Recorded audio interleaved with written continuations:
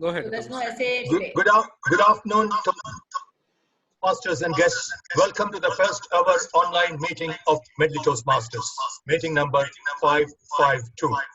The mission of Toastmasters Club is to provide a supportive and positive learning experience in which every member is empowered to develop communication and leadership skills, resulting in greater self-confidence and personal growth.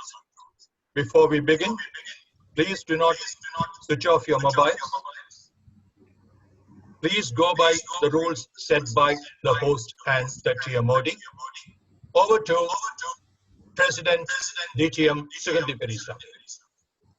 Thank you, DTM Thomas Abraham. Good afternoon, Medleyans, and welcome guests. Welcome to the meeting, the first online meeting of Medley Toastmasters, and in particular, meeting number 552.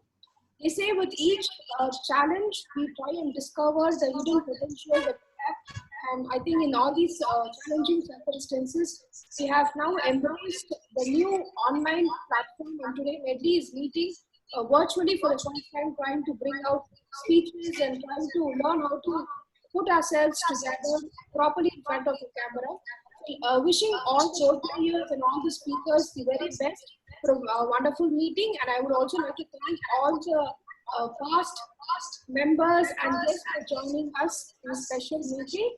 With this, I would like to declare meeting number 552 open. Yeah, I think we can applaud. With that said, we have a very interesting person who will lead us through this meeting as a Toastmaster of the day. She comes as a very simple person, somebody who is very grounded and who has very strong moral values and ethics. And she is one person who is a strong patron of Mother Earth. And I think in these challenging times, I don't think we will find anybody more appropriate than this particular Toastmaster to host us for today's meeting, because she cares very deeply on Earth, and she very often says, what if we all take a pause and think about Mother Nature?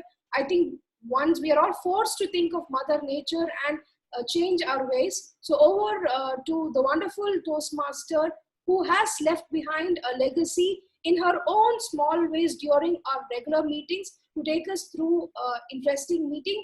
Let's welcome Toastmaster Renu Narayanan.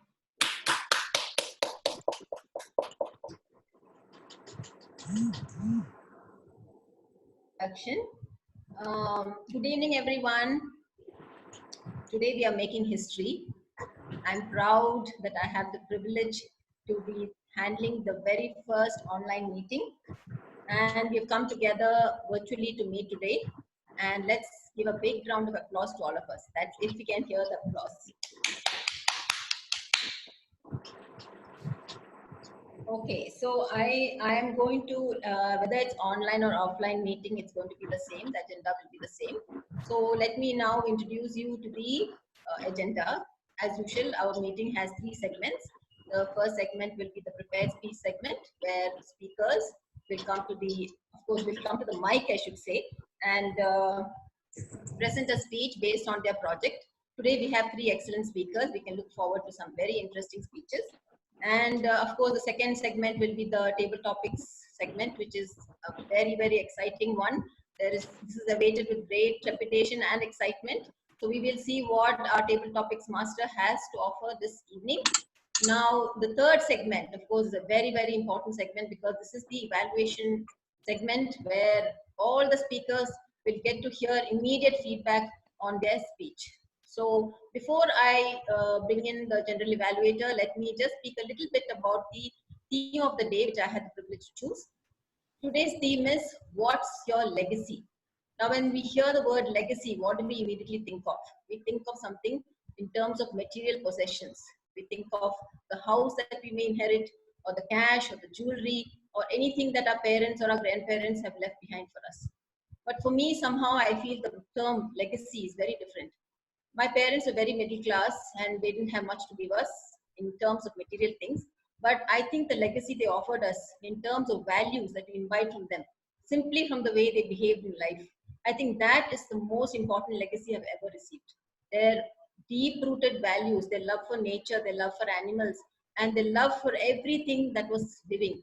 And I think today, whatever I am, I owe it to my parents. So I thought that this is a very, very apt theme to bring in today, because like our president rightly said, today's environment is very, very critical and crucial for us, because of this rapid spread of this virus, which is called, I've forgotten the name. Anyway, what does it matter? It's a virus. So now let's get down to introducing our general evaluator. Now, I have not really spoken to anybody to find out what they do or what they don't do. For me, I go by observation. Now, our general evaluator for this evening is Toastmaster Narasimhan, and I have had a lot of interactions with him. He's a wonderful person, very helpful, and in fact, I remember when I had taken the role of contest chair during the area contest last year, he was extremely helpful, went out of his way to assist me in every manner possible, and I'm very, very grateful to him for that. And I also see that he's always in the forefront. He's become an excellent speaker, and I think he's a star evaluator in the making. I am really, really impressed by his evaluation skills, because I am very poor in that. And now let us put our hands together to hand over the mic to our Toastmaster Narasimhan, the general evaluator for this evening. I now invite Toastmaster Narasimhan to please speak a few words. Narasimhan?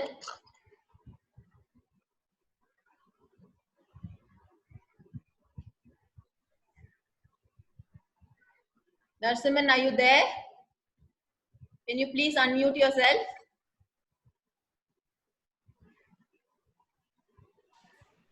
Reno, I think he got dropped. No, he's there, but I think mic is not working. The mic is not working. He's speaking, but Narasimhan, can you? Maybe he's in mute. no, he's not on mute, but still he's speaking, not audible.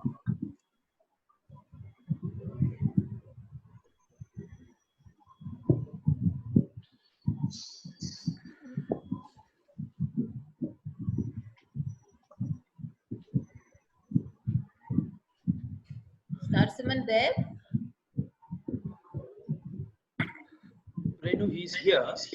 Narasimhan is not able to get the unmute done. He is trying. It's very much there. Okay. Can we move to the next tag player, please? John, you can unmute him. John, you can unmute him. No, he is unmuted only. He's not in mute. Yeah.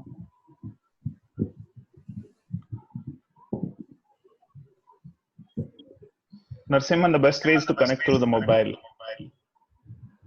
Or Narasimhan, you have to take off your headphones and see if the laptop or the computer audio works by itself. Yeah, probably. Hello, can you hear me now? Yes. Yes. Hi, Narasimhan. But I cannot hear you. Just give me a moment.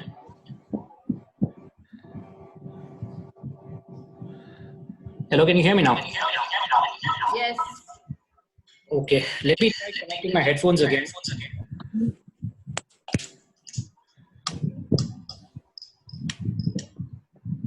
So can you hear me now? Yes, we can hear you. Excellent, thank you, and apologies for that technical glitch. So good afternoon, everyone, and happy to be part of this unique meeting, very first online meeting of Medley Toastmasters. So as a general evaluator, my responsibilities are two-pronged for the day today. First is I will be evaluating the overall proceedings of the meeting. Second, I would be conducting the evaluation portion of the meeting today. And as you see, it's a pretty huge responsibility which I have. And to assist me in this responsibility, I have two sets of teams. So I've got one set of team which is called the TAG team. TAG is an acronym for Timer, R-Counter, and Grammarian. And the second team is a set of evaluators who will be evaluating the prepared speeches given by our, say, Toastmasters. So to move on, today playing the role of the timer today, we have a young and energetic Toastmaster, Pranav. So Pranav is actually working as a business development executive in an international firm. When I did check with Pranav as to what his thoughts are with respect to the theme of the day today, what Pranav told is he would like to leave his legacy in his personal and professional life by helping others. I'll hand it over to Pranav. Pranav, if you can explain your responsibilities as a timer, that will be helpful. Over to you, Pranav. Sure. Very good afternoon, everyone. Hope I am audible to all of you. Yes, Pranav. As a timer, I will be noting down the time taken for prepared speeches, table topic speakers, and also evaluators. So for the prepared speeches, it's for the 5 to 7 minutes prepared speech. I will be raising the green card. Speakers, please note, I will be raising this green color kind of file at 5 minutes. The amber at 6 minutes. And finally, I will be raising the red card at 7 minutes. And coming to table topic speakers, I will be raising green card at 1 minute, yellow at 2 minutes, and red card for 2 minutes, 30 seconds. And finally, to the evaluations, which is 2 to 3 minutes, I will be raising the green card for 2 minutes, yellow for 3, and red for 3 minutes, 30 seconds. And I will give my report when the general evaluator calls me at the end of the meeting. Over to you, G. Narasimhan. Thank you, Pranav. Thanks a lot.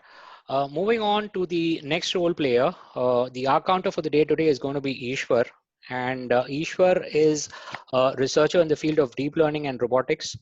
And when I did check with Ishwar as to what his thoughts are on the team of the day today, he said that his legacy is laughter, memories that he invokes in his family and friends, and which they remember for a long time. So I'll hand it over to Ishwar if you can talk about your responsibilities for the day as an accountant. Thank you, General Evaluator Narasimhan, and good afternoon, fellow Toastmasters and guests. Hope everyone can hear me in this unique online meeting. So my role as an accountant is to keep track of the words such as im, er, and also the overused words such as and, well, but, so, and you know. I will also keep track of the repeated words such as I, this means, and the kind of fillers that people typically use when there is a pause or a gap in their speeches. I will report the number of times that each speaker uses expressions, and my final report will be delivered once I called upon by the general evaluator. Thank you for everyone. Thank you, Ishwar. Thank you, Ishwar. And moving on to the role of the grammarian today, we have Jagan, who is playing the role of a grammarian. So Jagan, when I did check with him what his thoughts are with respect to the theme of the day today, he said that he gave a very beautiful response.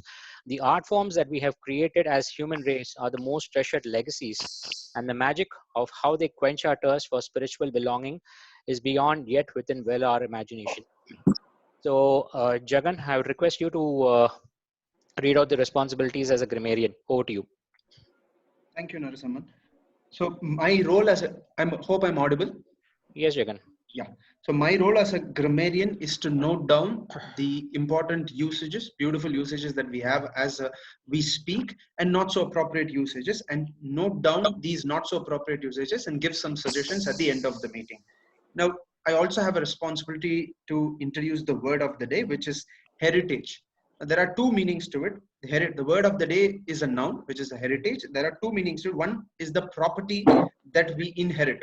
This is one usage, and the second meaning is that these are features which are belonging to culture of a particular society or a tradition or a language or a building which was in the past, but it still exists now and has historical importance. So these two meanings, one is just the property that we inherit. The second is these features that belongs to a certain culture or a particular society that we have inherited from the past and have some historical importance. So as I said, I will note down all the important usages and not so appropriate usages, and I will provide my report when the GE calls for it. Thank you, Narasimhan. Okay, thanks, Dragan. And I would like to reiterate, please use the word of the day and theme of the day as much as possible. I would urge the speakers to use that. And I will introduce the second set of my team members, the evaluators, when I'm conducting the evaluation session. And towards the end of this meeting, I'll submit my report as well. I'll now hand it over to the Toastmaster of the day, Renu, to take the proceedings forward. Over to you, Renu. Yes. Thank you, Toastmaster Narasimhan. Can you hear me? Okay. So now it's time for the prepared speeches. Very first speaker for this evening is Toastmaster Karanjit Bedi. And like I said, I have not spoken to anybody. Whatever I've observed is what I'm going to tell you about him. I find that he's got a very, sorry, I think my screen keeps switching off. He's got a very pleasing personality, and I like the way he speaks very gently and very softly and very slowly, unlike me. I go like a total express train. So now I'm going to also tell you about his speech objectives. He is giving a speech from Pathways, Dynamic Leadership, Level 1, Project 2, Evaluation and Feedback 2. The objective of the speech is to apply feedback given to a speech that he had given at a previous meeting. Let us welcome Toastmaster Karanjit to deliver his speech. Timer, please note the speech time is 5 to 7 minutes. Toastmaster Karanjit, Shawshank Redemption, the Audacity of Hope. Shawshank Redemption, the Audacity of Hope, Toastmaster Karanjit. A big round of applause for him, please.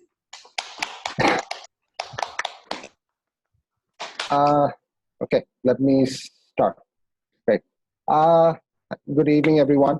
So let me start by saying this. I'm going to give you a quote. I hope to see my friend and shake his hand.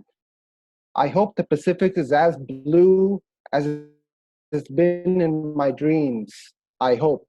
Good evening, my fellow Toastmasters and possible online guests. I wanted to talk to you about Shawshank Redemption. It is my favorite movie of all time. And there's many reasons why. You know, the reason I came about this is ever since we, obviously, all of us are stuck in our homes right now, having to work from home in some cases, having to deal with, you know, disruption in our lives. Some of us are probably reading a good book. Some of us are probably writing our memoirs or science fiction stories. Or some of us are watching movies. I choose to look at Shawshank. One of the reasons why is because I think the movie depicts hope in so many ways. And I think hope is something we could use right now in what is going on in the world today. If you guys have not seen the movie, let me put it this way. The movie takes place back, it was released in 1994. It takes place in the 40s. It talks about the story of Andy Dufresne, a man who was sent to life imprisonment for a crime he did not commit. He was told that he had killed his wife and her lover, but that was not the case. Sentenced to life at Shawshank Prison. Once there, he befriends another prisoner named Red. Now, Red was a guy who procured things for prisoners. Andy, after becoming friends with Red, asked for a poster and a rock hammer, a very tiny one. Throughout the years, Andy becomes friends with Red. One day, he overhears the guard talking about how he is being his taxes, he is paying more taxes on the inheritance he received. With that said, Andy, who was a banker in his previous life, offers to help the guard. Through this, he allows the guard to not pay taxes on the inheritance. Once this word gets out to the entire prison, it gets to the warden. The warden overhears Andy that he can do these things. He allows Andy to do his finances for him. Turns out the warden is also very corrupt. Eventually Andy creates a fake name for him, a fake account, a fake paper trail of everything. He tells Red, I had to come to prison to be a crook. The reason being, Andy always maintained his innocence throughout his time in Shawshank, never for one moment believing that he ever did the crime he did. One day, a young man came to Shawshank who said, after hearing Andy's story, that he could prove Andy's innocence. Upon hearing this, Andy went straight to the warden. The warden dismissed Andy's story, but Andy promised that he would not tell of the corruption within the prison. Eventually, the warden didn't believe him, threw him in solitary confinement for 2 months, and then had Tommy, the young man who claimed he could prove Andy's innocence, and threw him in jail. With that said, now Andy had no choice but had to do something about it. He tells Red one day, perhaps one day we will meet in Mexico. He believed that there was hope when there was nothing left. With that said, he decides one day Andy goes missing from his jail cell. It turns out the poster he had gotten about 19 years prior to that was just to cover a tunnel that he had started from his prison cell. And Andy dug his way to freedom. Eventually, he turned in the records that he had gotten from jail and put the warden in for crimes that he committed. That's it. Andy hightails to Mexico, and Red, who gets released later on, meets his friend in Mexico. Now, that is really a very short summary of a very powerful film in reality.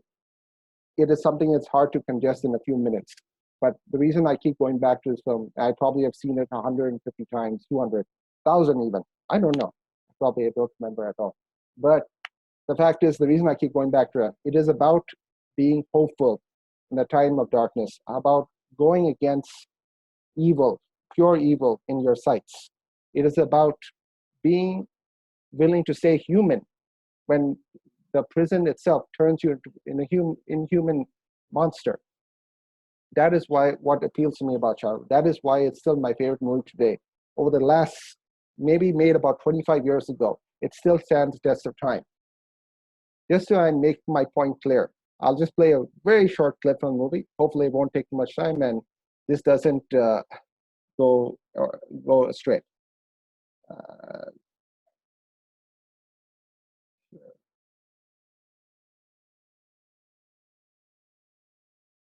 I hope everyone can hear.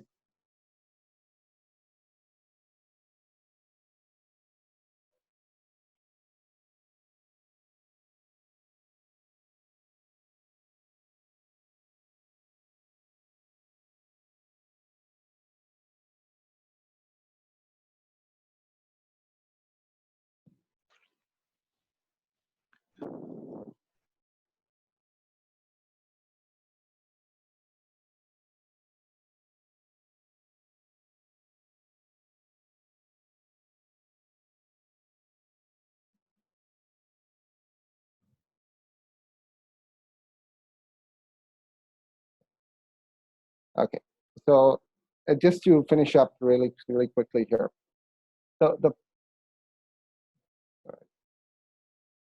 Just to finish up really quickly here, the whole point of that scene was to show that Andy finally dug his way to freedom.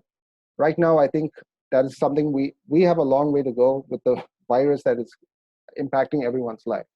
I'm not sure if it's going to last a month, 2 months, 3 months, who knows.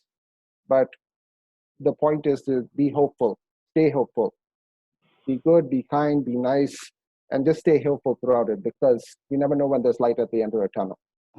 So be like Andy, be hopeful. Thank you.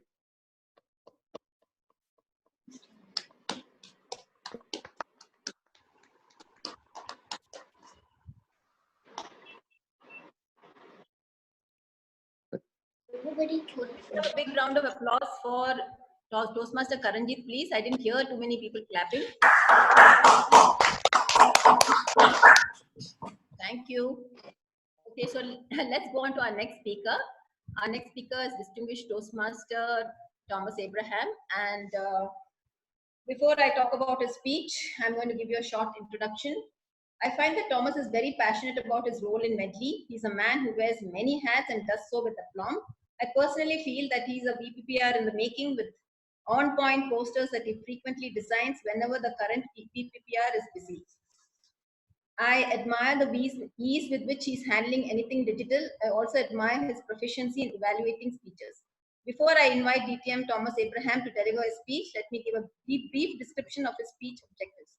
Today, Thomas Abraham is delivering a speech from Pathways, Presentation Mastery, Level 2, Project 3, Introduction to Toastmasters Mentoring. Let's put our hands together and welcome Toastmaster Thomas Abraham to give a speech. Thank you, Toastmaster Renu. Good afternoon, dear Medlians and honored guests. Good afternoon. Let me start with a confession. I am a middle-class Indian by birth and by attitude. I grew up believing that to study was my bounden duty. Failure in examinations, even low marks, was considered too bad, a crime, a shame. Given our financial constraints, I was always scared of financial losses, even loss of possessions. And on the job, like a true middle-class guy, I was earnest, I was honest, and I just feared making any mistakes that will cause some loss to my company. I dreaded failure. The man who cured me of this mortal fear of failure was Ashok Leyland's then managing director, Mr. R. Desai, an important mentor in many ways to me. Trying to remold Ashok Leyland to face it with the international challenge that was coming after the economic liberalization opened the doors of India, he used to tell us, shed your fear of failure. Shed your fear of failure. Now, what does he mean? Does he want us to fail? I just couldn't fathom. Then, in the infancy of internet, I went to him with a proposal to start an auto website in partnership with a web agency. We did, but things didn't work out the way we thought because internet did not catch on. So I went back to him and said, let's kill this. Let's cut the losses. I knew I had let him down. He backed my idea, but I let him down. What would he say? But he said nothing. Silently, he wrote off that 3 lakhs investment. Now, 3 lakhs before around 2000 was worth 3 brand new cars. I felt bad. I felt ashamed. Then, as years went by and I started handling multi-crore jobs, I realized that 3 lakhs was his investment in me to cure my fear of failure. That mortal fear that paralyzes our brain, freezes our minds, and makes sure that we fail. That was my first mentor. He changed the way I thought about things. Unshackled from the fear of failure, I ventured out. I ideated, tried out new things, and he supported me. And soon, my small department built a reputation, a legacy, shall I say, borrowing from the theme of innovation and impressive communication methodologies. Of course, the organization benefited from some of the breakthrough achievements and some of the benchmark initiatives that we started. My second mentor, who I would like to thank today, is a Toastmaster. When I joined Medley in 2016, I chose Toastmaster Mohan Subramanian as my mentor. Friends, the books don't say that, but please choose your mentor based on your comfort with that Toastmaster. In my case, Mohan was good fit with my middle-class Indian hang-ups because he also never made many bones about his middle-class upbringing. That also moderated my fear and awe of his large-sized BMW compared to my mini-sized Jazz. Mohan was the quintessential Toastmaster mentor. One, he was experienced and knowledgeable, a well-rounded, widely traveled senior manager. He had a hard-earned insight into speechcraft. Himself a division finalist, he had x-rayed all the championship speeches. He shared that wisdom without reserve. That condensed learning spurred in me a deep desire and interest to analyze speeches, a little like literature and literary criticism. I dug into critiquing, analyzing, evaluating speeches. I started loving evaluations. He was quick to notice my strengths, also my tendency to write for my joy, having done all the writing for 4 decades for other people's joy. He curtailed ever so gently my intellectual impetuosities and my occasional flights of fancy, but he encouraged innovation. He was not the fussy type like me to correct the mentee's text, but what he taught me was a lot deeper, lasting longer. 2, Mohan was positive and supportive. First of all, he made me feel like an expert. After I came second in my division finals TT, table topics in the first year, he made me believe that I could have won, but for that little goof up at the summation stage. That gave me the confidence, despite my failure, to go on, and which I do even today. Shaped in the most polished Western tradition of sensitivity and respect for human dignity, Mohan was and still is an epitome of courtesy and etiquette. Even today, he boosts the self-image of anyone who deals with him. This is nothing artificial. It's now his character, and I have benefited from it. Third, Mohan emphasized similarities and built rapport. Thomas, you and I know this. Haven't we seen this 1,000 times? It's a typical refrain and invitation to camaraderie. So what did that do? That built a partnership based on mutual respect and the confidence that one can speak one's mind no matter what, because that will not impact or affect that friendship. That friendship still endures, and I'm mighty proud of it. In short, while Mr. Seshai cured my fear of failure, Mohan instilled in me a curiosity to look at speeches far more deeply than is normally done. Vastly different in impact, but significant both, because one shapes my attitude to life and the other shapes my attitude to speechcraft. Thank you both, my mentors, and thank you, my patient listeners. All the best to you.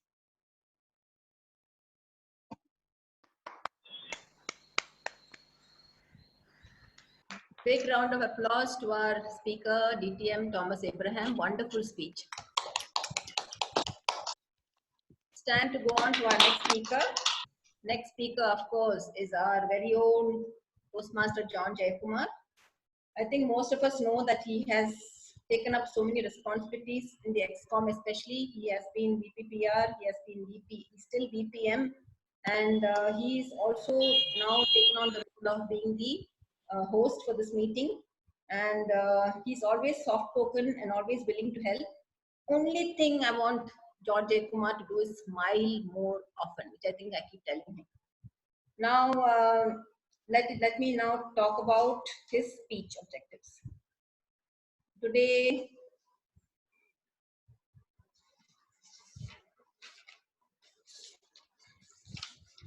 he's attempting a speech on pathways.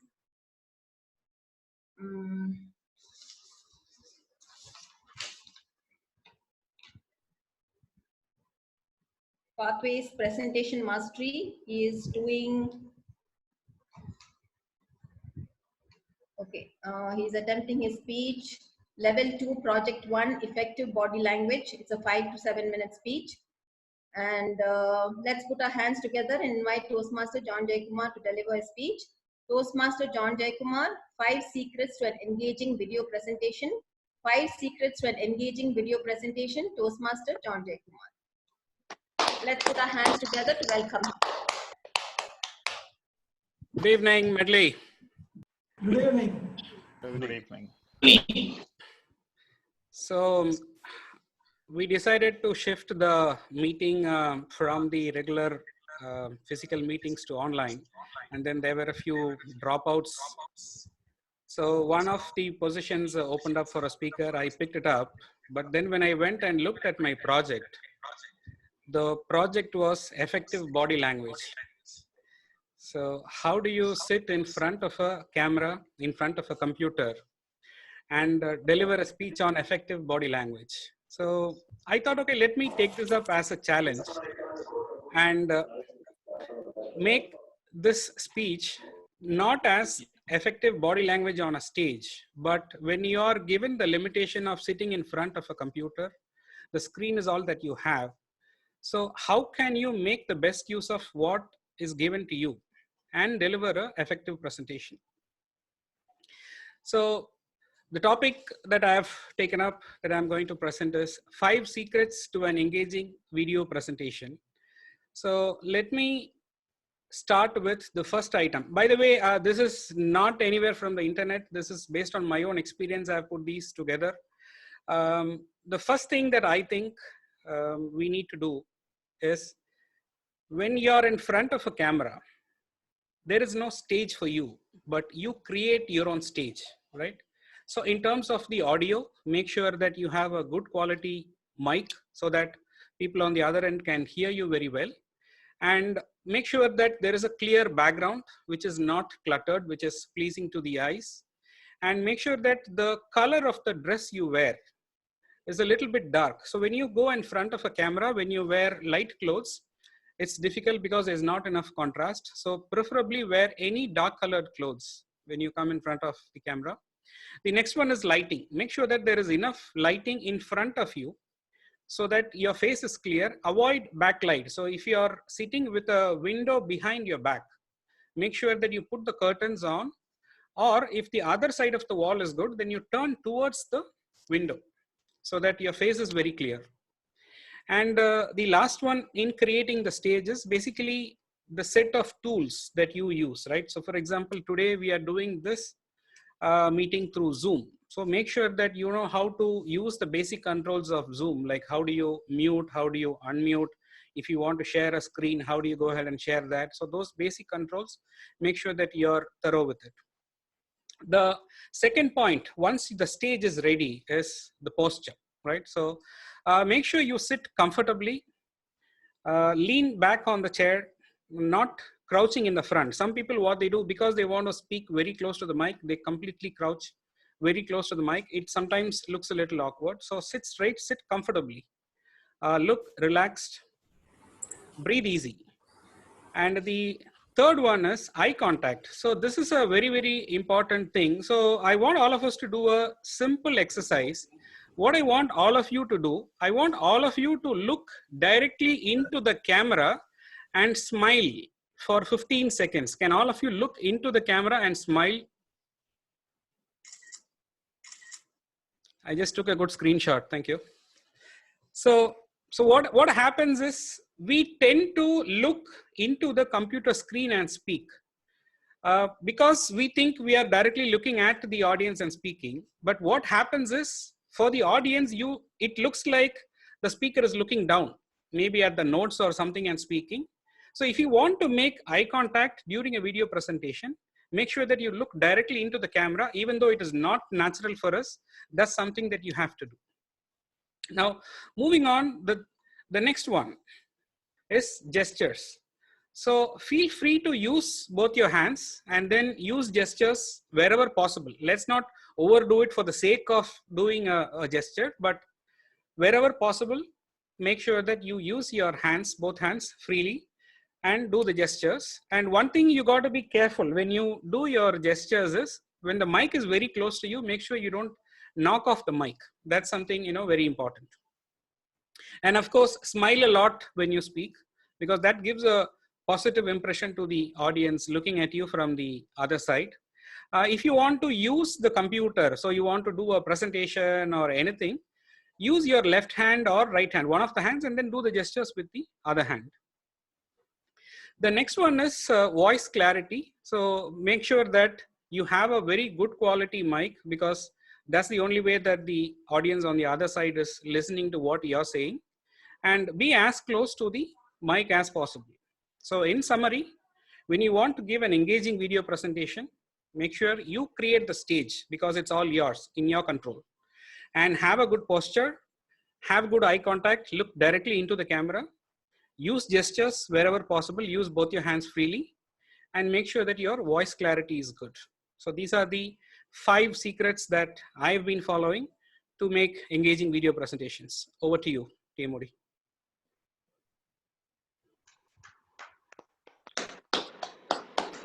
Thank you very much, John, for that very engaging speech. As usual, all your speeches are very informative. I think this has really helped me a lot too. Like you said, I should have been sitting where the light is not falling from behind, but I did switch my position and found that was even worse.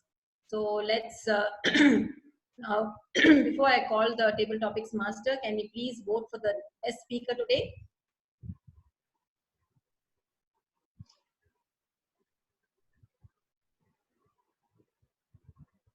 Renu, we'll share the link towards the end of the meeting. Okay. We can probably note down the name of the best speaker and then vote towards the end. Yeah, sure. Okay, thank you. So now we have come to the exciting part of our meeting, the table topic session. And we have a full 30 minutes for that today. So lots of us will get a chance to try out our impromptu speaking skills. Today, before I introduce our table topic master, I would like to speak a little bit about him. I think he was the very first point of contact when I called up Medley to find out about the meetings, and he very sweetly recommended that I come and attend the meeting first, which I did. And maybe the second or third meeting, I met him personally. Very soft-spoken, very sweet, very helpful. Like I think most of the Toastmasters today are extremely helpful. And he has also taken a lot of XCOM roles. He was in fact the last president. I think no, the president before that, not the immediate past president. And so let us put our hands together and welcome Toastmaster Ram Prasad. Thank you, everyone. I hope everyone can clearly get me audio. I'm going to be the table topic master for today. Today, the table topic is the impromptu speaking session for the benefit of guests. You have to speak a minimum of 1 minute and the maximum of 2 minutes 30 seconds to get qualified. The green card will be shown in 1 minute and the amber card will be shown in 1 minute 30 seconds, and the red card is the maximum time which you can speak will be shown in 2 minutes. You will have 30 seconds of grace time before you wrap up your speech. If you speak less than 1 minute or more than 2 minutes 30 seconds, you will be disqualified to get eligible for the award. So we can have our first table topic speaker, GTM Sambat Saurirajan sir.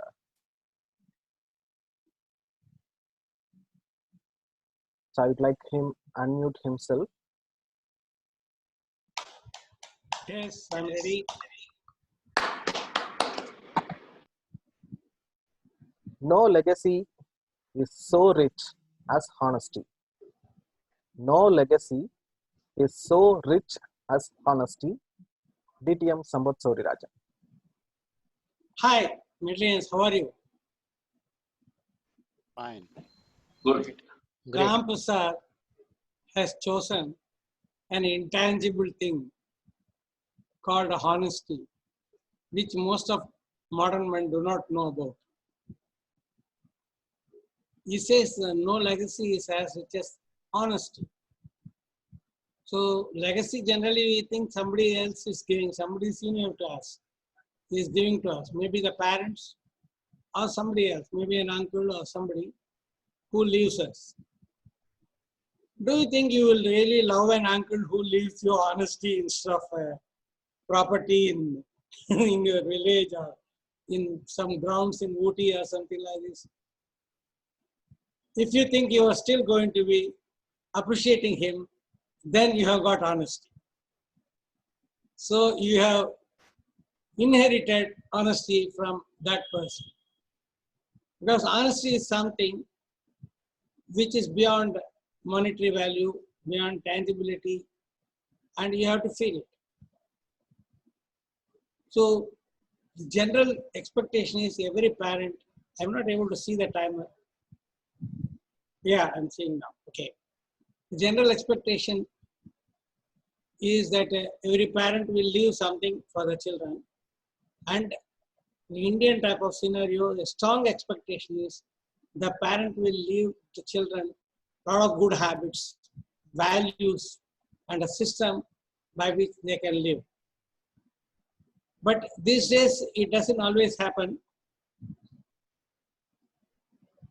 Some people are not able to pass on the value system to the next generation because the dealing between the generations has become very strong. So first thing to build for sending the values to the next generation is a very good intergeneration relationship. Then you can pass on good values like honesty. And of course, if you really succeed in passing that on, the person who gets it will also appreciate you for giving honesty rather than a lot of cash or property. Back to the table topic, please. Thank you, Hello, sir. cutting bar.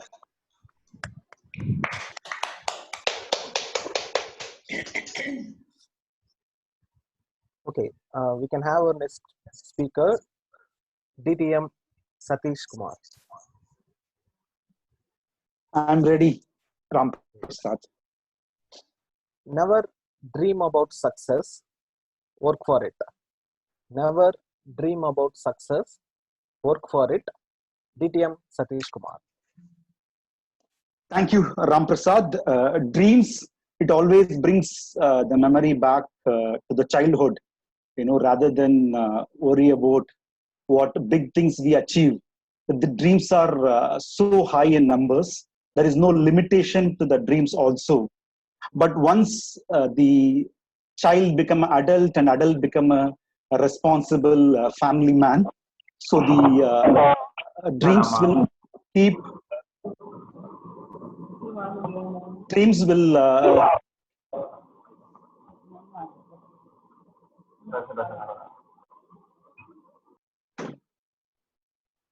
hello. Yeah. So the dream part will fade a little bit, and the efforts part will take its precedence. So if I want to be very precise on an example of my childhood dream, way back in 22 years back, when I was pursuing my diploma in computer technology in a polytechnic college, I had a friend called Karthik.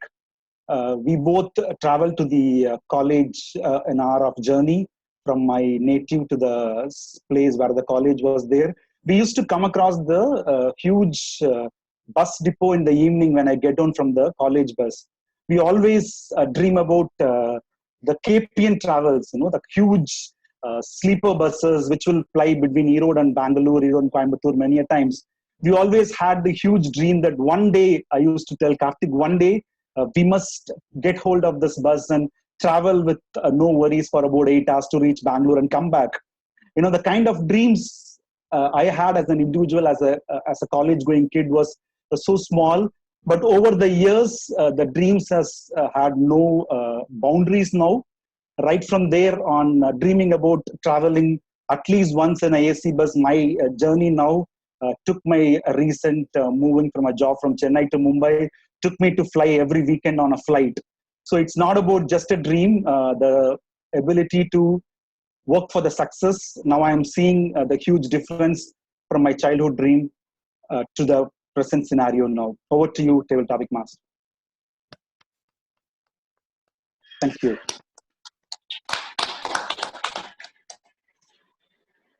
Thank you, Satish. The next speaker is Toastmaster Kalyan, our recent actor. Yes, Ram. Happiness is working from home and being your boss. Happiness is working from home and being your own boss. Toastmaster Kalyan. It is something like I really don't know which is my home, whether my office is my home or my home is my office. Because as of now, I'm sitting here, I'm working, and I'm also doing some personal work here. What happens is this particular thing was done by choice. Actually, I saw my father working, I saw my mother being a school teacher working. I come from a full fraternity of teachers, and people, no businessmen were there in home. What happened was, once I was studying my PG, I went to on Ranga Road. There used to be one food world supermarket. On a Monday afternoon, I saw one old man. I mean, a person in his 35s, wearing a shorts and then doing some shopping. So I asked him, "What is this?" And then, out of sheer curiosity, I went and spoke to him. I asked him, "Sir, you have work?" See, which I'm speaking. See, what the year which I'm mentioning is somewhere around 1992. I'm sorry, 95. In 95, somebody on a Monday afternoon, somebody can do a shopping wearing his own shorts, wearing a shorts and then doing shopping on his Monday afternoon. I went and asked him, sheer curiosity, asked him, "Sir, you work somewhere or what is happening?" He said, "No, I'm my own boss. I run my own business. I need not have to work. See, whenever I want to work, I want to work." The whole idea of me coming to Chennai was to do this MCA, complete it, go to some Middle East, make some good money, come back, settle down, and not to live to meet ends. On that day, the whole idea of me working changed. What I did, I changed the whole plan and everything. I just started my own business as soon as my studies are over. Just 3 months out of college, I started business because I wanted to have work all the time and then be in holiday all the time. So to me personally, happiness is all work. When you enjoy what you do, when you enjoy your work, whether it is at home or office, all are one and the same. I practice it. Over to the TT master.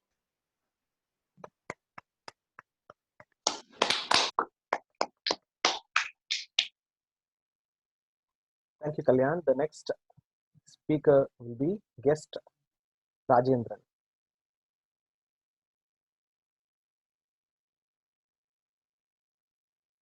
Can you check your mic, Rajendran? I thought speakers weren't allowed to participate in this. The guest will get opportunity. Yes, speakers. Okay. Okay. Here is your topic. Don't take success to your head or failure to your heart. Don't take success to your head or failure to your heart. Yes, Rajendra. Over to you. So one thing I can speak for myself is anything that I take to my head is not going to stay there. It's going to slip and fall off. So I'm pretty confident that I'm not going to let it go to my head. Jokes apart, I think this is a very important message for today.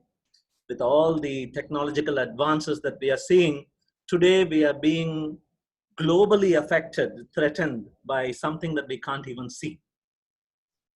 So no success is permanent. At the same time, nor can we just sit down and say everything is lost and hunker down and sell all our assets and say sorry to everybody and close things down, because this whole thing is a cycle. Only when we are at our worst situation, only when the tunnel seems the longest, do we actually see light at the end of the tunnel. Right? They even say it is darkest just before sunrise. So the most important thing we can do is not look for success or try to rest on our laurels, but actually do 24 hours of solid work every day or 40 hours of solid work every week. As long as you can just stay true to your conscience, as long as you can tell to yourself, end of the day, I have done something meaningful. I have done something that I can be proud of. I have learned something new today. It could even be that what you learned yesterday was wrong. That could be the learning that you had today. But as long as you can look back on the day and honestly tell to yourself, here is something that I learned. Success and failure are two sides of the same coin. What is success perceived today could actually be a failure tomorrow and could actually end up being a stepping stone for the next success the forthcoming day. Thank you.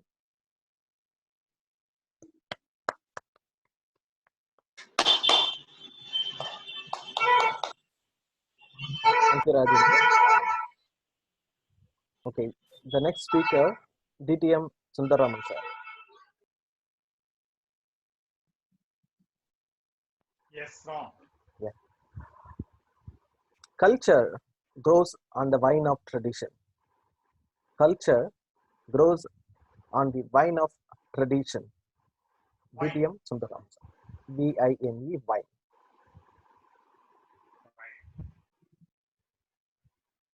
So I started my journey in a reputed oil and gas firm. So as you all know, most of the time people with when they get experience of 5 years, immediately they move on for greener pasture. So most of my classmates and batchmates, they went to Middle East, and at that time IT was not there. So this is the constant influx to overseas country. So mostly happening towards Middle East to earn the extra money, tax-free job kind of stuff. But I decided to stay back. And probably after 15 years, I moved to a small startup company which was functioning in a residential apartment in Malapur. The reason why I stayed in our own country is so I cherish the country, I cherish the culture and the tradition which has been nurtured in this very specific place, especially in the city of Madras. I'm not a native of Madras, so I came to Madras way back in '79.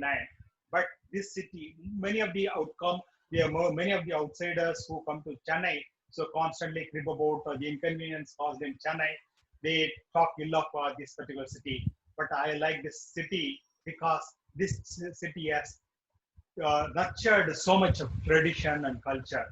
Because wherever you go, every 5 kilometer radius, you are able to see temples and you are able to see music, things happening, dance, what kind of culture, or even if you want to see a fine arts painting or modern painting.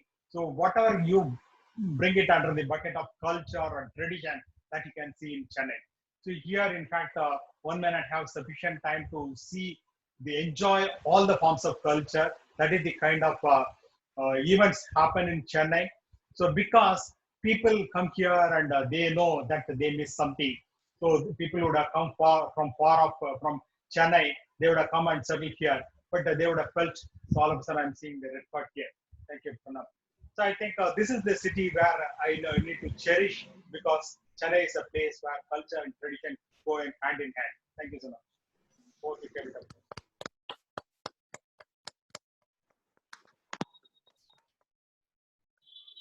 Thank you, sir. The next speaker will be Toastmaster Venkatesan.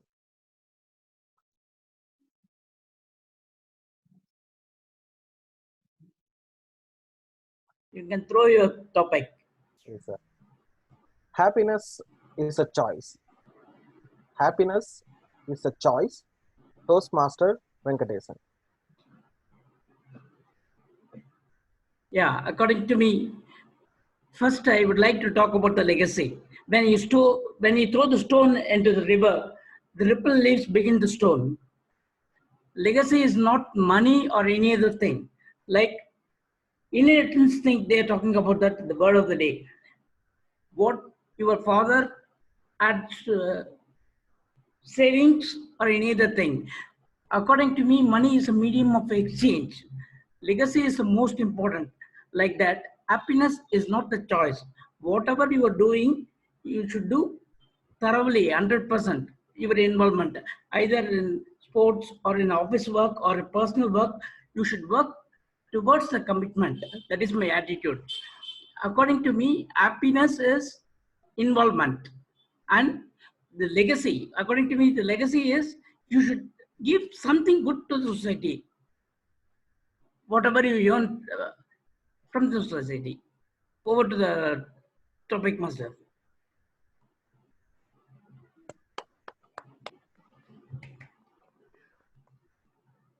We have guest Ganga.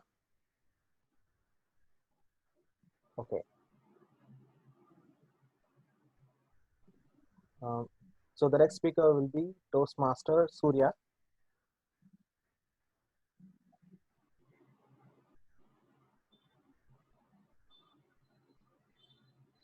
Can you unmute yourself, Surya?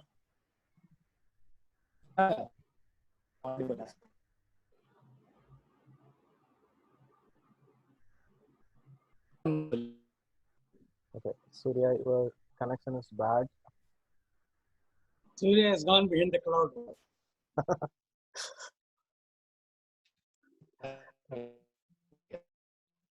Okay, so I'm moving on to the next speaker. I'll wait for Surya to fix this connection. The next speaker will be guest Akshaya. Yeah, hello everyone. Hi Akshaya. Hi. Here is your topic. A life hack that changed your life. A life hack that changed your life. Toastmaster, guest Akshaya. Thank you. So good afternoon, Toastmasters. Everything that we do is a manifestation of our thoughts and intention, right?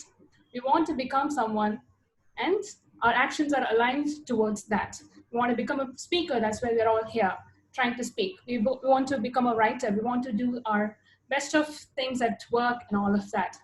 But oftentimes whenever we try to inculcate a new habit, a little change that we try to include in our lifestyle, we don't often see, I find myself failing most of the times. And I was reading this book called Atomic Habits by James Clear. And the author has talks about habit formation and the science behind it, provides a lot of techniques. But he says there is only one thing, that there is a step zero. That is, instead of deciding what the output should be, like I want to write every day for 10 minutes or something like that, focus on your identity. Who do you want to be? I want to be a writer. A little change in that perspective changes a lot of things. So when you decide, okay, let me write for 10 minutes every day, then you're making that as a task. That's a chore, that's something that needs to be ticked off of the to-do list. But instead, if you focus, I want to be a writer today, then that is no more a task to do. That is no more a chore to finish that needs to be completed. You're a writer, so you will automatically write. That's part of who you are. So so every morning, this is the life hack I've inculcated ever since I read that book. Who do I want to be today? And what would that person do? As soon as I internalize these thoughts, I can see that my actions align with that identity. And I do I do the right things with ease. Thank you. Over to you, Toastmaster, Table Topics Master.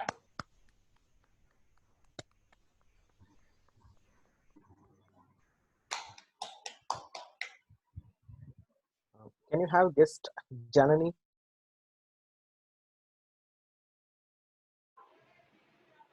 Yes. Great, Janani. Yeah. Happy to see you long back. Hi. Okay, here is a topic. Your greatness is not what you have, it's what you give. Your greatness is not what you have, it's what you give.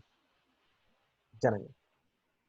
Okay, so one of my interests has always been psychology, and whenever I get really bored, I read a lot of psychology books.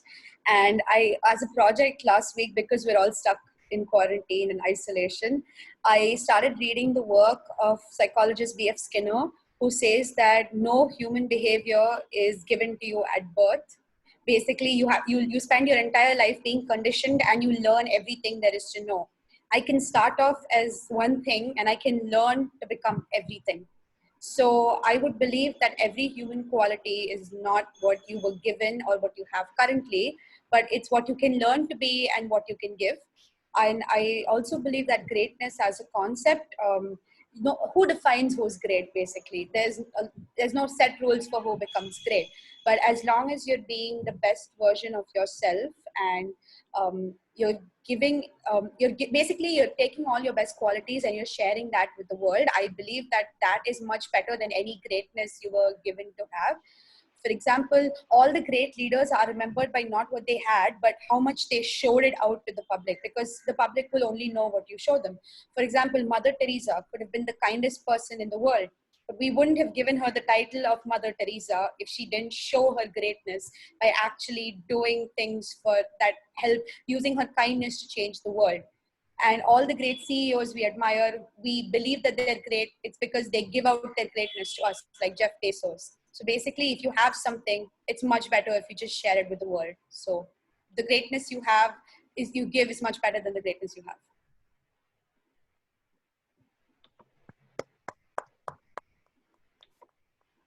Thanks, Janvi.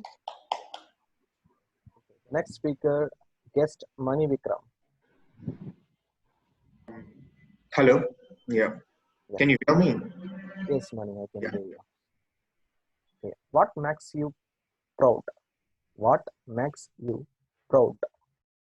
What makes you proud? Yes. Okay. Okay.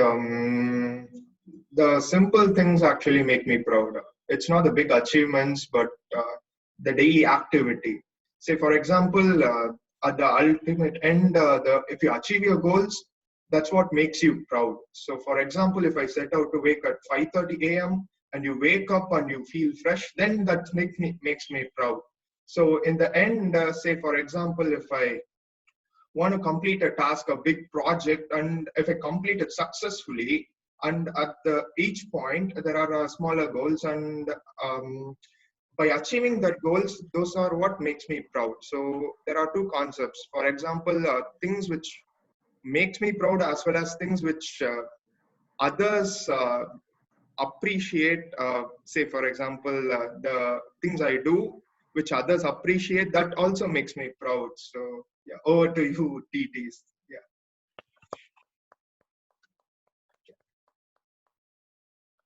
Okay, the next speaker, Toastmaster Raghunath Mishra.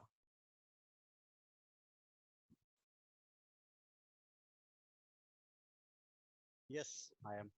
Hi, Raghunath. Hi. Okay. WFH. Working from home or work for home? WFH. Working from home or working for home? Okay. Thank you, Toastmaster Prasad, and good afternoon, all. Nowadays, this is the buzzword everywhere going on, whether it is a IT firm or a non-IT firm. We all want WH, work from home, okay, or working for home. Whether it is for home or from home doesn't matter. The work is most important in the current scenario, because this is what the economy needs, the industry needs, the the person needs, and this is how we even the country needs. Whether we work for the private industry, private firm, or for any of the public service, the work is more important. Whether you stay at home and serving someone, remotely supporting, or whether you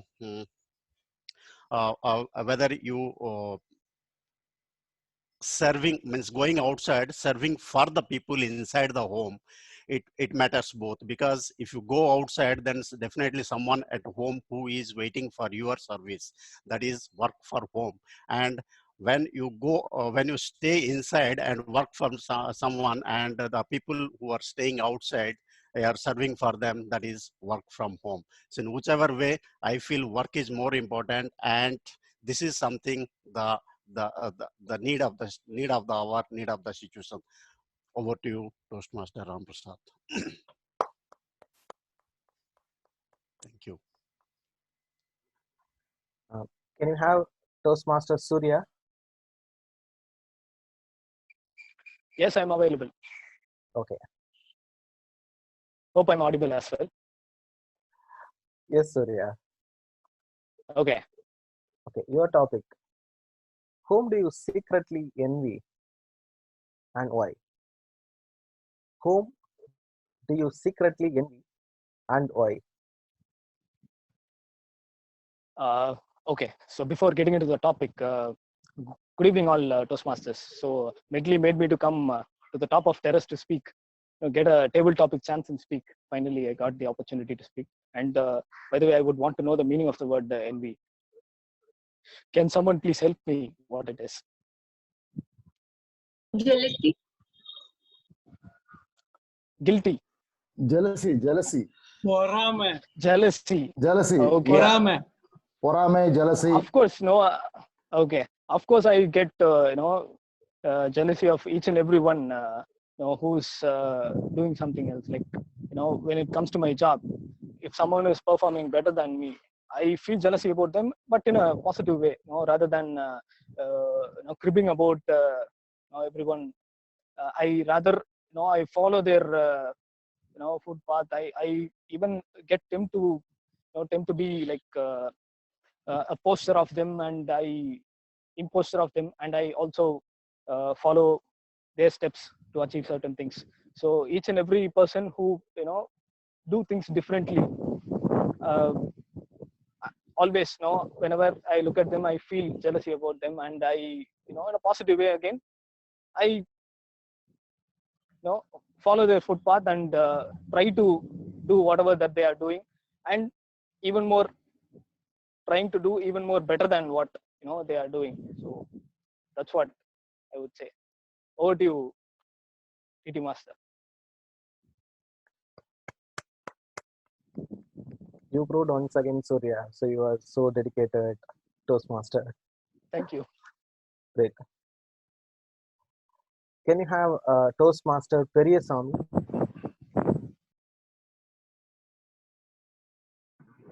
Good evening, Jay. Hey, great. Hope I'm audible. Yes. Yeah. What are you most grateful for? What are you most grateful for? Toastmaster Periyasamy. What are you most grateful for? Grateful for. Okay. Actually, I'm most grateful for helping the people, and who are on the people working for me. Okay, who are on the people supporting to me. The people who are around me, they are most support for me to develop in my career. I'm really grateful to the people. Okay, I'm very grateful to the family, for my family members. They are very supporting to me in my careers, in family life. And of course, I'm very grateful to my colleagues and my senior levels. They are supporting me in my careers. They are guiding me a lot to do in a better way, in a systematic way. And because of their support, I'm able to survive everywhere. That's it. Thank you very much.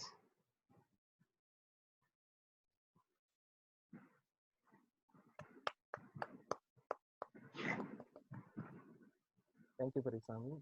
Can you have Toastmaster Ramesh Murugan next? Okay, hi, Ram Prasad. So do you need to give two topics or one topic? Yeah, Sorry. I just need one topic. Okay, here is a topic.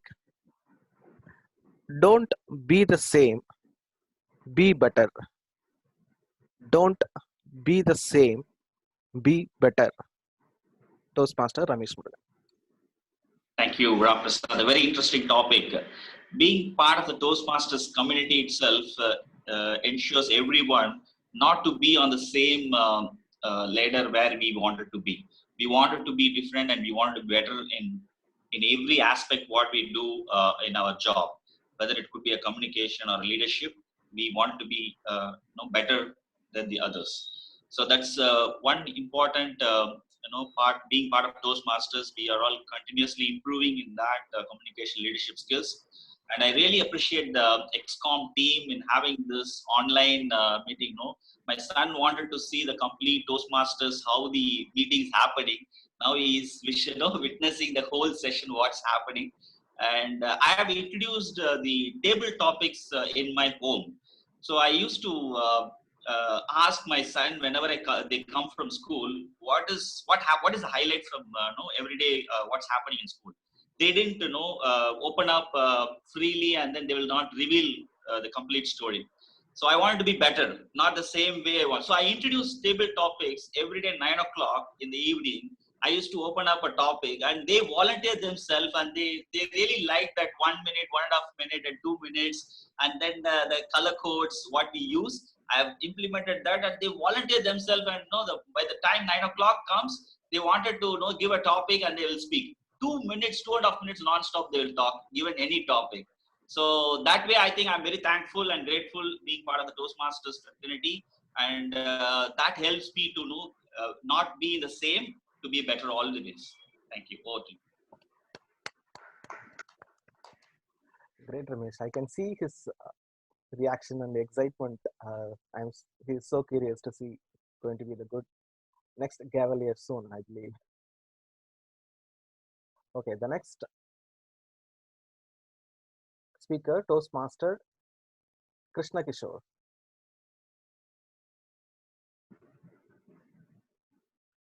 Yes, Ram. Hi, Krishna. Here is our topic. The greatest legacy we can leave our child is happy memories.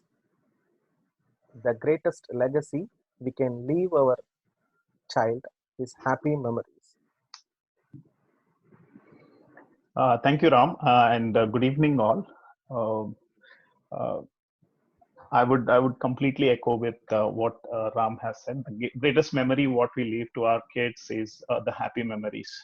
Now, when I cherish my moments as a kid, and when I cherish what my parents have left me, that always reminds me of many things what they have left and what I am cherishing today. It is not the money what Sampath sir already spoke about. It is about those memories what I have cherished when I was there with them. Many a times in this current generation, we are behind some things like our goals or to achieve something in life, and we are looking at things materialistically rather than looking for things in memories. So when I come back to this point, I'm very grateful that I was able to balance both of them. One, chasing what I wanted, and at the same time not leaving back the memories. And today, I really cherish that. For my parents, they have given so many of them. They have taught me values. They have taught me what is right, what is wrong, and how to judge this, how to get a balance between both of these things. Many a times we see things from our own perspective, but how do we have to step out and look from a third person's perspective so that we get a very good clarity of what is right and wrong. So these are all the things I would say are an examples for me as a kid that memories are more important than any other things. Over to you, Ram.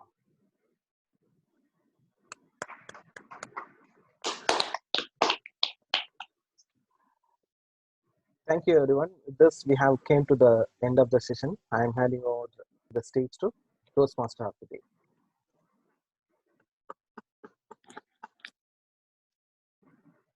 Thank you very much, Toastmaster Ram Prasad. That was an excellent TT session. Lovely topics. Many of them were linked to the theme of the day. I'm really grateful for that.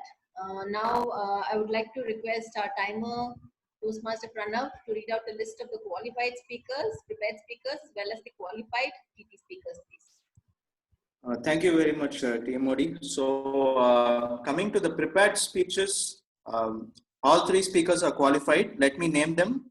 Toastmaster Karanjit, and DTM Thomas Abraham, and Toastmaster John Jayakumar. All three of them have been qualified. And then coming to the table topic speakers, let me list out all the qualified ones. DTM Sampath Saurirajan, DTM Satish, Toastmaster Kalyan, guest Rajendran, DTM Sundaraman sir, Toastmaster Venkateshan, guest Akshaya, guest Janani, Toastmaster Raghunath Mishra, Toastmaster Su.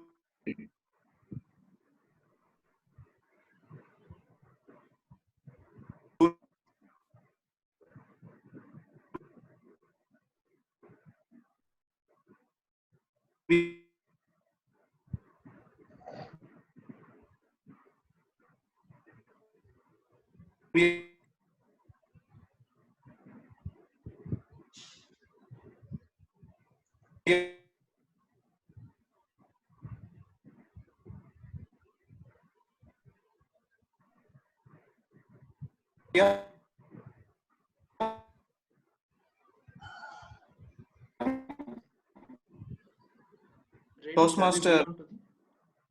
Shall we move on to the next section?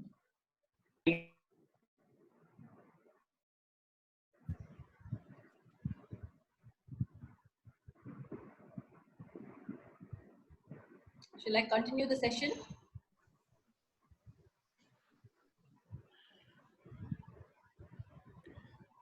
Yes, Renu. Okay, Pranav, can you continue now? Are you done? Okay, then let's continue the session. Before I hand over the mic to Narasimhan, I would like to let me talk a little bit more about the theme of the day. Now, I think like DTM Sampath Saurirajan rightly said, the focus is not so much on passing values to our children, rather than we give more importance to material comforts. Now, I find that very often today parents, most of them are working, both parents are working, they are more interested in building up their material assets. They want to buy flats for their children, cars, and so they're too busy doing all these things, they have no time to pass on values. Now, do you think this is a healthy trend? Of course it isn't. Now, the only legacy that children actually need is to be given a good education, the ability to stand on their own feet and to start earning for themselves. Now, what we can also provide them is emotional support. These days, children are facing a lot of stress, and I think it's very, very important for parents to give them the legacy of handling their emotions and to become better human beings. Now, I think these days parents are not focusing too much on enabling the children by helping them also to learn various life skills like doing the household chores or cooking. These are all simple, very simple things, because children will definitely need them, whether they're boys or girls, they'll definitely need them once they go out into the outside world. Now that I have spoken a little bit more about the theme, let me invite our general evaluator, Toastmaster Narasimhan, to come to the mic, please. Thank you. Thanks a lot, Renu. Now, I will be conducting the evaluation session, and to evaluate the prepared speeches, I have a set of evaluators. As I said earlier, right, evaluations is actually one of the, say, key components of Toastmasters. You get to hear feedback regarding your speech on the very same day, a couple of minutes after you have delivered your speech. So the first evaluator for the day today is our very own, say, president of Medley Toastmasters, DTM Suganti Beriasamy. She will evaluate the speech given by Karanjit, and when I did check with Suganti ma'am on what exactly are her thoughts on the theme of the day today, she said that she would like to be remembered as a person who never gave up and a person who tries harder, and she would leave that as her legacy. Over to you, DTM Suganti. Yeah. Thank you, Mr. General Evaluator. Good evening, Toastmasters and guests. I'll be evaluating the speech of Toastmaster Karanjit, who delivered his project number 2 from level 1 of dynamic leadership. Just to recollect, refresh our memory with Karanjit's speech objectives, the purpose of his speech was for him to present a speech on any topic and receive feedback and apply this feedback in his subsequent speech. Toastmaster Karanjit, you took us through a speech that was a very interesting speech, because you talked about a movie that you have watched over 100 times, a movie that is very close to your heart. So it was listening to your personal experiences and your personal learnings from today's movie. That way you connected very well with the audience. What I particularly liked in this movie is the passion that you exuberated all throughout your speech, helping us understand why you chose this particular movie as your subject of your speech and how it matters to you and how we can relate to the lesson of this movie in today's circumstances. That way, the audience connection and the engagement of the audience throughout the entire speech was commendable. I also like the way where you helped us understand what the movie was all about. The movie title, Shashank Redemption, what the movie was and how the main character of the movie went through his life in prison and taught us the very vital lesson of how to stay hopeful and be hopeful. So moving on to evaluating the other areas of your speech, this being the first time online virtual meeting, I understand we did have challenges with establishing good eye contact and all that, but I really like the way that you used your hand gestures now and then, especially on those scenarios or those situations of the movie where you narrated, where we felt that, okay, each time that you did something like this with your hand, or we could see your eyes wide open, we understood that those scenarios or something that had a very profound impact on you. So that amount of body gestures and the body language was something that I would like to commend you, being a first time virtual meeting speaker. Moving on to certain areas of improvement, Karanjit, although you told us about the main character of the movie and what is the subject of the movie and the lesson, I felt that this movie the speech could have been more well connected with the audience if you could have narrated one or two incidences from your life and how you drew hope from this particular movie. You had this beautiful caption, be hopeful, stay hopeful, be like Andy and be hopeful. You could have narrated a particular, you narrated a scenario from the movie. You could have gone on to link it to one situation in your life and how that particular scenario or that particular message from the scenario helped you to regain hope.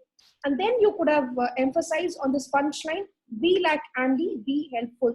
And then you would have moved on to the second scenario from the movie, quoting one more incident from your life and then coming back to this punchline. That way, I think the movie and how this movie, why this movie matters a lot to you, that way you would have understood the connection between the movie and the lesson and how it has a profound meaning to your life. If I were to challenge you, I was present at your icebreaker speech. So if I were to challenge you, I would challenge you to reduce your rate of a speech so that the speech is more well received by all the audience. Overall, I feel that this movie and this subject of your speech is very apt to the current scenario. And I really like the way that you exuberated passion and conviction while you deliver the entire speech. All the very best for your subsequent speech. All the very best. And over to Mr. General Evaluator. Thanks a lot, DTM Sumati, for the evaluation. And what I liked about Karanjit's speech is that Shawshank Redemption also happens to be my favorite movie as well. So it is actually a movie which has actually inspired a lot of people, incidentally. And kudos to Karanjit for bringing up the movie and the theme associated with that movie in such a scenario. Now, moving on to the next evaluator. The next evaluator, who is Saravanan. Saravanan will be evaluating the speech given by DTM Thomas Abraham. Now, Saravanan is a native of Coimbatore and he works in Ford. Of course, I didn't get a chance to speak to Saravanan to find out what his thoughts or views on the theme of the day is. I'll leave the stage to Saravanan to evaluate the speech given by DTM Thomas Abraham. Over to you, Saravanan. Thank you, GE. Can you hear me all? Yes.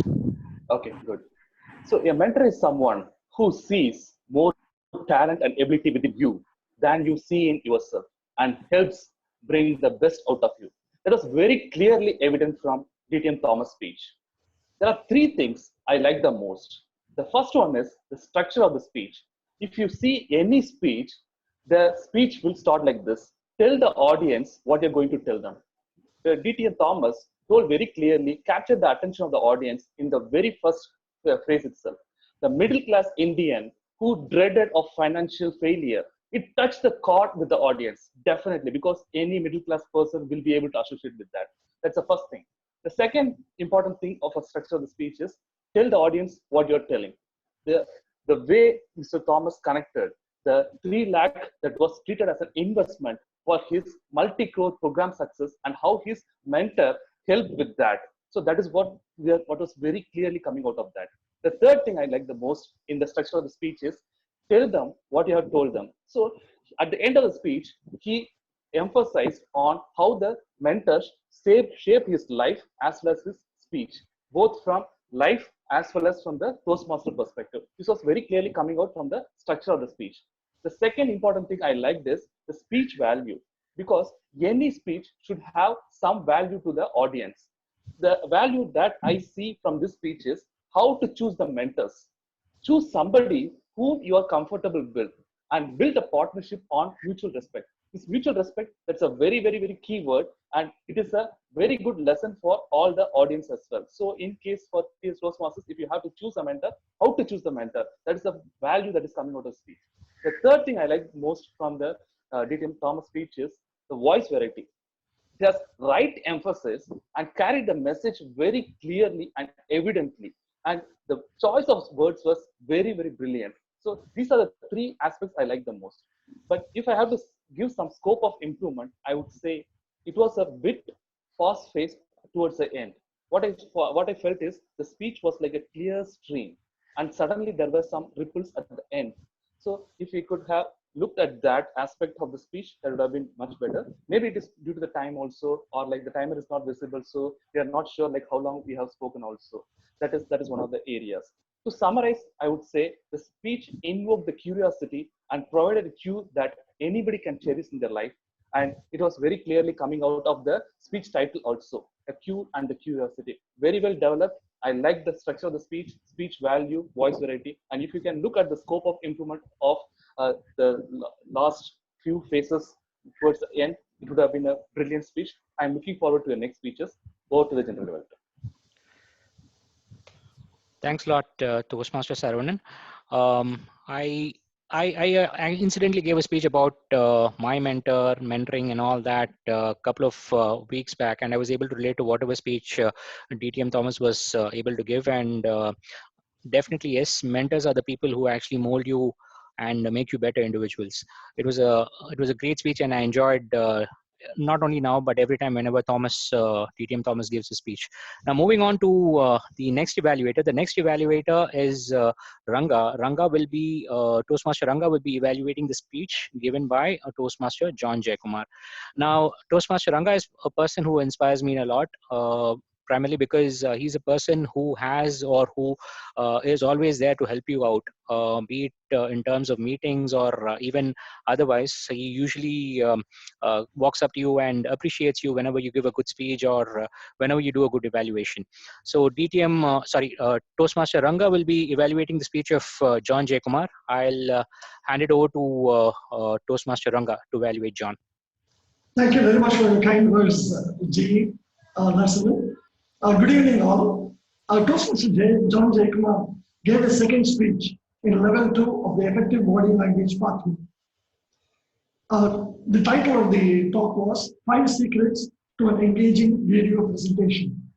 The purpose of this project was for the member to deliver a speech with awareness of intentional and unintentional body language, as well as to learn, practice, and refine how he had used non-verbal communication when delivering a speech. I must say that within the this being a webinar in every sense of the word, he made use of the available space to him to give out his speech in such a wonderful fashion. He started off by saying that there is no stage, but you create your own stage. And talked about the background for a bit, how the curtain should be on and where you should be wearing dark clothes and have a clear audio. So those three were perfectly fine. It fit into his effective body language when he was delivering the speech. And his gestures were just appropriate. It wasn't too flashy, and within the limited space, he was able to articulate very well, and his gestures were just perfect. The second thing was to sit comfortably, and he was very comfortable in his space. The third one was voice clarity. It was absolutely clear what he had to convey and how he had to convey it. So he was a past mention, and as he himself mentioned at the start of the online meeting, he said that he has been recording a lot of these messages. So he was absolutely in a comfortable space when giving his talk. The only thing that I could point out, like the other two had pointed out, was that it was little fast-paced. I don't know whether I felt it because I'm sitting in home and just listening to whatever he was saying, but this is just what I felt. To sum up, he created his own stage, and his gestures were appropriate, and voice clarity was superb. There is nothing more I can add to this speech of this. Thank you. Over to the G. Thanks a lot, Toastmaster Ranga. What I really liked about John's speech is, as always, it was very informative, and it also gave me a lot of tips which I could incorporate in the next online meeting of Medley. Now, moving on, we will have the tag reports read out. I would like to call upon Toastmaster Pranav to read out the timers report. Thank you very much, G. So, first coming to the prepared speeches, I'll read out the times. So, Toastmaster Karan took 7 minutes. Toastmaster Thomas Abraham took 7 minutes and 7 seconds. Toastmaster John Jayakumar took 5 minutes and 29 seconds. Coming to table topics, DTM Sampath Sir took 2 minutes 24 seconds. DTM Satish 2 minutes 20 seconds. Toastmaster Kalyan 1 minute 56 seconds. Guest Rajendran 2 minutes 10 seconds. DTM Sundaraman Sir 2 minutes 15 seconds. Toastmaster Venkateshan 1 minute 5 seconds. Guest Akshaya 2 minutes 20 seconds. Guest Janani 1 minute 44 seconds. Guest Manigan Guest Mani 50 seconds. Toastmaster Raghunath Mishra 1 minute 38 seconds. Toastmaster Surya 1 minute 32 seconds. Toastmaster Periyasamy 1 minute. Toastmaster Ramesh Murugan 1 minute 40 seconds. And final TT speaker Toastmaster Krishna Kishore 1 minute and 52 seconds. And finally coming to the evaluators, DTM Suganti took 4 minutes and 23 seconds. And second evaluator Toastmaster Saravanan took 3 minutes. Finally, last evaluator Ranga took 2 minutes 27 seconds. So also adding on the list of qualified evaluators are Toastmaster Ranga and Toastmaster Saravanan for your info. Over to the general evaluator. Thank you, Timer. Moving on to the next tag role player, which is the R counter, I would like to request Ishwar to read out the R counter report. Thank you, Toastmaster Narasimhan. The R counter report basically consists of 3 parts. First one I would say about the prepared speech, then the table topic speakers, and the evaluators and the role player. Coming to the prepared speech, DTM Thomas has given a clean speech. Toastmaster Karan has 1 hour in his speech, and Toastmaster John has 2 ooms. Coming to the table topic speaker, DTM Sauri Rajan has given a clean speech. Toastmaster Kalyan and guest Janani has also given a clean speech. And coming to DTM Satish Kumar, there are 3 hours. Rajendran 1 hour. DTM Sundaraman 2 hours. And Toastmaster Venkateshan 1 hour. Guest Akshaya 1 2 hours. Guest Mani Vikram 1 5 hours. Toastmaster Raghunath 2 hours. Toastmaster Surya 2 hours. Toastmaster Periyasamy 1 hour. Toastmaster Ramesh 1 hour 1 Toastmaster Kishore 3 hours. And coming to the role players, TMOD Renu has 5 hours in her speech. Gender Development Narasimhan has 5 hours and 1 so. Ram Prasad has 2 hours and Pranav has 3 hours. In the case of evaluators, Sugandhi and Saravanan has 1 hour. Toastmaster Ranga has 1 and 1 hour. Thank you, Gender Development. Thank you, Toastmaster Ishwar. I would like to move on to our grammarian, Toastmaster Jagan, for his report. Thank you, G. So nobody used the word of the day. That's first update. And I'll go by one. First, Kiranjit, he started off with the quote. Although it was not audible when he was speaking, the evaluator made sure that he mentioned the quote, whatever that he started off with. His title in itself has a word called audacity of hope. Now go back to the dictionary and then find what does this word mean, audacity of hope. As in, audacity is a good word to use. And then he used one more word called inhuman. And dug his way to freedom, light at the end of the tunnel. So let me go to DTM Thomas's speech. He started off using earnest, honest, a dreaded failure. There's one more word which he used, fathom. A fathom is meaning understand. It's understanding, comprehending things, fathoming things about. And he used infancy of the internet. Unshackled, ideated, ventured, insight. There is another word called curtailed, which we use in our daily life. Epitome of success, as we mentioned. There is etiquette, camaraderie. He used the word camaraderie. And I'll go to the table topics masters. Table topics. DTM Sampath Saurirajan used tangibility, intangible, inherited. So he used the word inherited, which was closer to the theme of the day. Toastmaster Kalyan used meet ends, which means in day-to-day life we say, I'm working to meet my ends. So it's a good way to use. It's a phrase that we use in daily lives. So guest Rajendran used laurels, two sides of the same coin, and he also used a word called forthcoming. Forthcoming is something that comes in the future. So DTM Sundar used bring it under the bucket. This he used, which I really like. Bring it under the bucket. Bring everything under the bucket. So which means grouping things. Nurtured, cherished. Toastmaster Venkat used medium of exchange. Money being a medium of exchange. Guest Akshaya used manifestation. Chores, inculcate. Guest Janani used a word called conditioned. We don't generally use this word called conditioned in our daily life, but then it's scientific. So we can also start using it so that we can sound a bit savvy. Toastmaster Surya used this word imposture. I'll go to the evaluators. DTM Suganti used exuberated. The word she repeated at the start of the speech and as well as the end of the speech. She used two words. One is commendable and the other is conviction. So these two words we use in our daily lives so that we incorporate them into our daily usage. Saravanan used this word called emphasized. And one where he used this clear stream and ripples when he was giving the improvements. He said clear stream and ripples. So I like that word.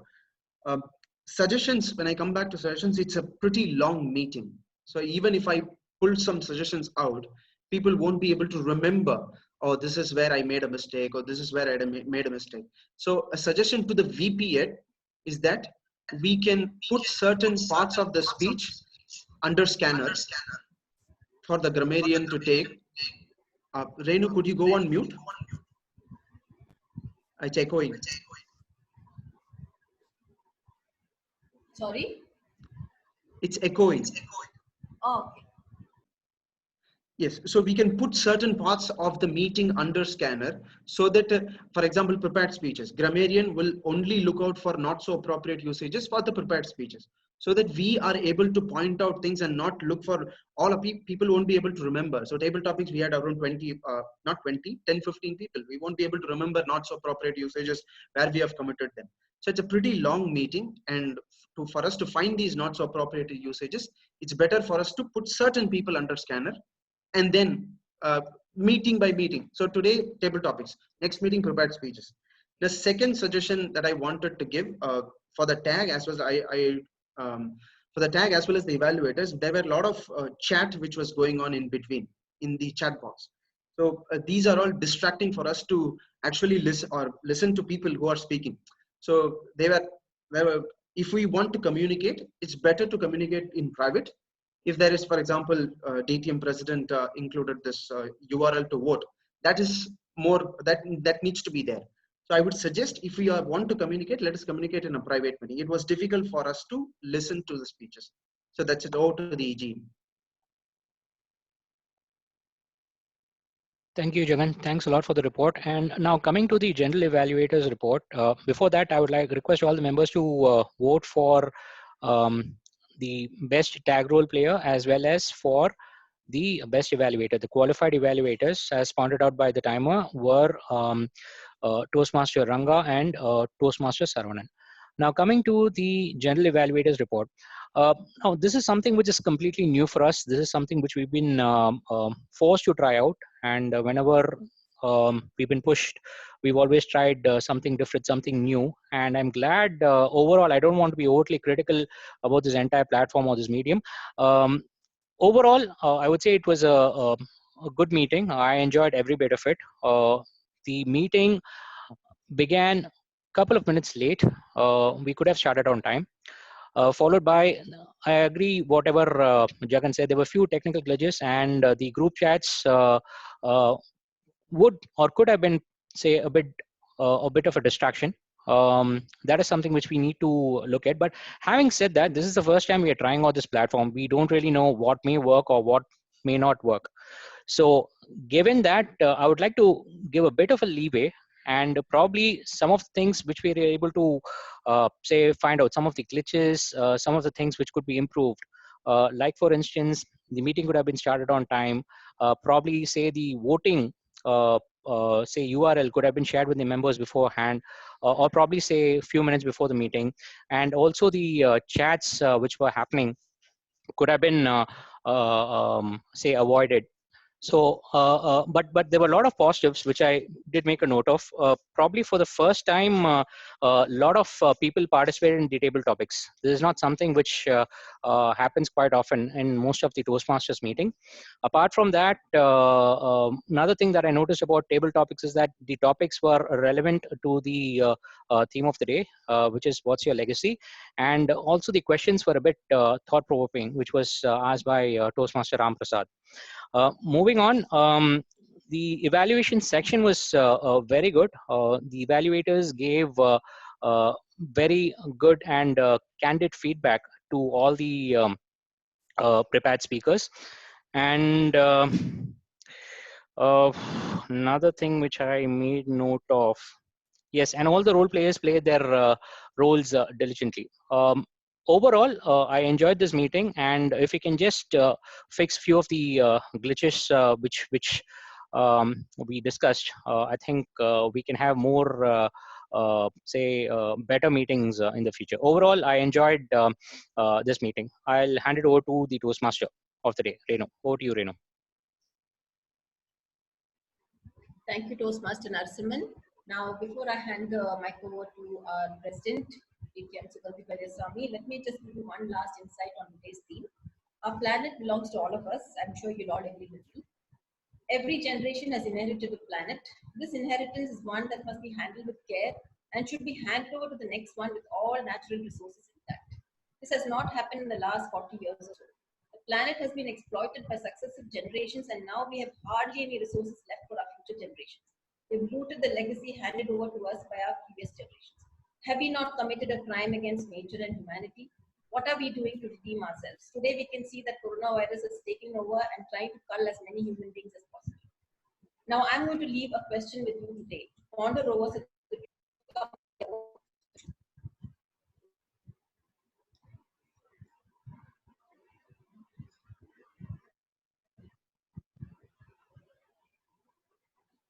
John, you will have to take over, please.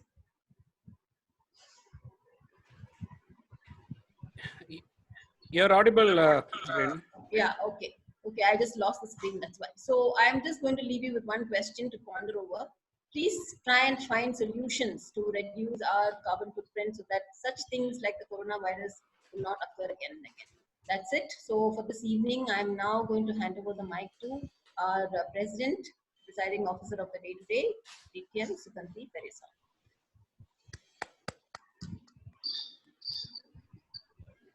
Thank you, Renu, for that interesting meeting. We'll now open the floor to hear some feedback from our guests and members. Probably we could start with our past Medlians who had joined the meeting, probably from Satish. Yes, Sukanti. Thank you so much, Thomas, for letting us join this meeting today. I had so many questions, though we were using the Zoom as a tool for the last 2 years for pathways as part of the guide and ambassadors. So many questions, how the meeting will happen, how the handover happens, and the audios and everything. But for me, it's except the initial few echo glitches, fabulous. It's more like a normal meeting with no impact as a digital medium. I thoroughly enjoyed the speeches, table topics, as well as evaluation. I'm sure this is going to open up a new window of opportunity for me, at least to join on this online whenever we conduct meetings. And great show, Medley. Thank you so much, Sukanti. Yeah, thank you, DTM Satish.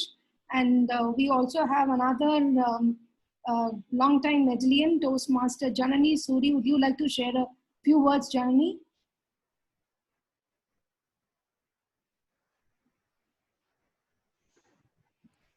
Can you hear me? Yes. Am I audible? Yes. Hi. Yeah. As Sugandhi ma'am mentioned, I was a long-term Medlian, and when Thomas sir posted that the meeting was online, I kind of leapt at the chance to join because the quarantine was getting me down, and I missed Toastmasters. So I just wanted to say that the meeting was fabulous. Apart from the initial echo glitches like Satish sir mentioned, it was really like the old days. It feels great to see everything running so smoothly. Thank you so much for the opportunity. Sure. And we also have Toastmasters from Zoho Lanix.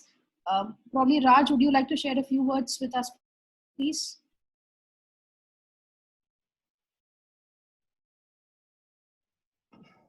Thank you. Thank you for this opportunity. I'm going to be slightly critical though.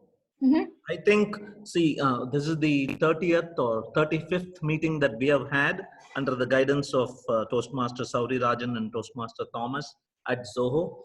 And ever since we moved online, the past 3 weeks we have been running it online, I see a distinct drop in the quality, in the beautiful, measured, disciplined, sequenced approach that Toastmasters is famous for.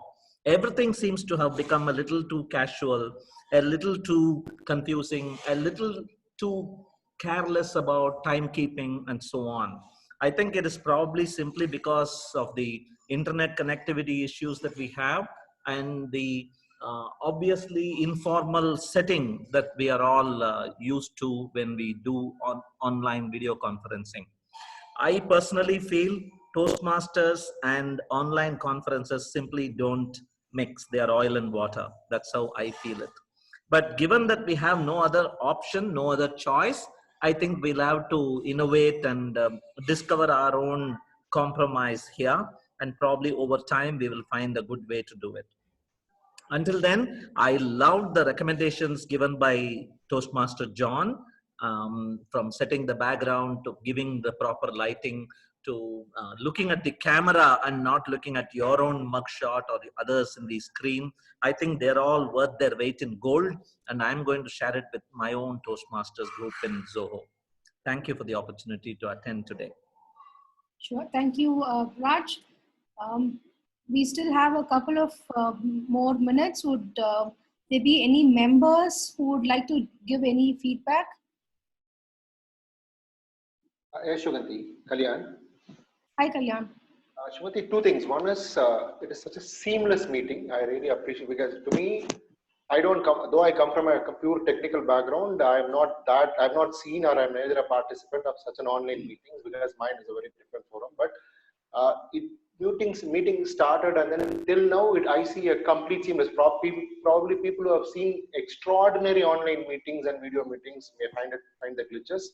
Me as an amateur, to me, it seems to be a beautiful meeting. And another is simple piece of advice from a club perspective and a club point of view. A few meetings I'm just seeing this in the club. Every role player is sort of getting into some other's role player shoes. I think this is happening very recently in the club meetings, especially and wherever. Let's say today I'm not directly pinpointing. Let's say let the general evaluator do the general evaluator job and the grammarian do grammarian's job, and then our counter do our counter's job. This alone, this discipline is sort of going out from the thing. A general evaluator can just speak, or a VP can just give a guidelines of what to do.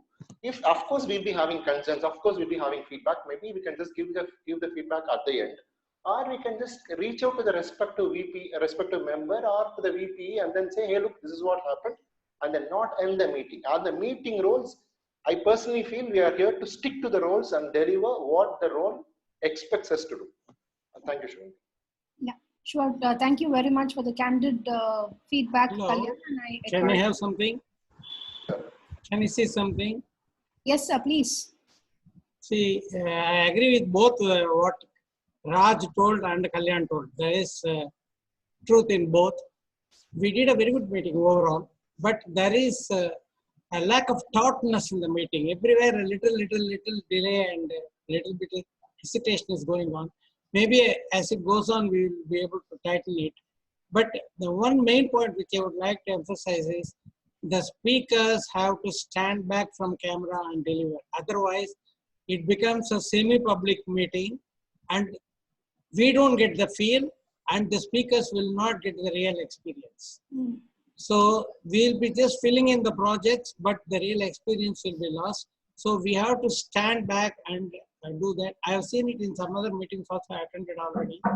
This is a must everywhere. Everywhere people are sitting and it goes on like a zombie reading the TV news or something like this. We should avoid that.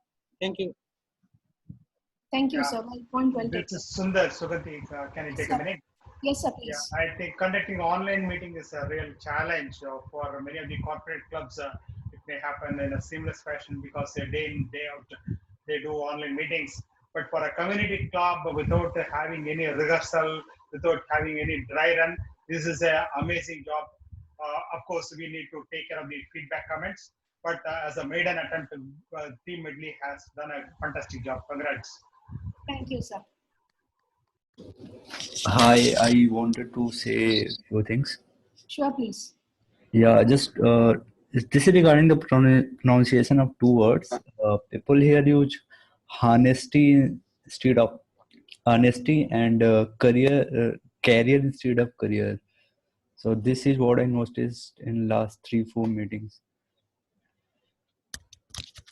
Thank you, Abhimanyu. So like I just wanted to. Sorry. Please go ahead.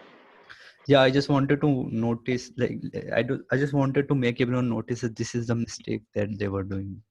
I'm not sure whether I should be talking this thing or not, but yeah. No, thank you. Thank you for, telling it today. A mistake corrected at any point of time, it's good for all of us, no? So thank you very much for bringing it up today. All right. All right. With that said, let's give. Yeah. Just you want to say thank you. Yeah. All right. Thank you, Ramesh Murugan. Please do thank your son on our behalf as well. Thank you. All right. With that said, moving over to my concluding remarks, I'd like to give all of us a good round of applause.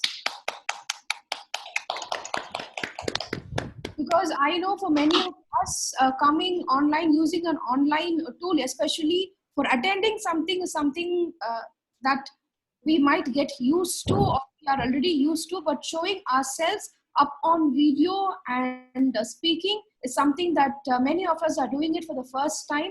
I know there were a lot of inhibitions, but thank you very much for keeping aside all the inhibitions and joining today's meeting. Today we had 32 of us joining our meeting, including the guests, which is actually a very good number. And I would like to give my special thanks and gratitude to our Vice President Membership, John, who has been working along with our Vice President Education, DTM Thomas Abraham, brainstorming, trying to run a couple of demo meetings, trials over this past week so that we could get the correct online platform, and also having a demo meeting just prior to the meeting, although he was a speaker. So kudos to John and Thomas for putting together this first online meeting. And kudos to the Toastmaster of the day, the general evaluator, and the table topics master. I'm sure with our mindset of seeing the audience in a physical setup, you easily transition to an online platform. And you had beautiful transitions between one speaker to another speaker. We never felt that we were all remotely connected but physically disconnected. You helped us bridge that gap. Kudos to all three of you, and thank you very much to all the speakers and the evaluators and the table topic speakers for being part of this game. And thank you very much for all those participants who voiced out very thoughtful feedback.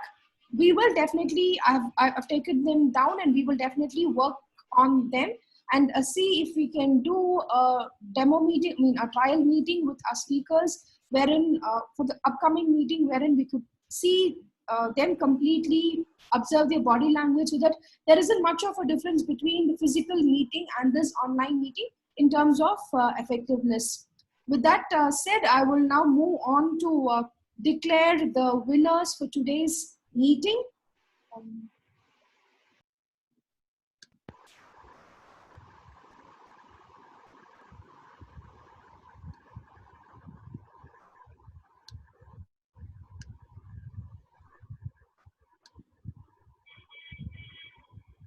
Okay, the best speaker for today is Toastmaster DTM Thomas Abraham. The best table topic speaker is our longtime medley Toastmaster Janani Suri. Janani, this is a motivation for you to come back and join medley back again. The best evaluator is Toastmaster Saravanan. The best tag role player is Toastmaster Jagan. The best role player for today is our table topic master Toastmaster Ram Prasad. Okay.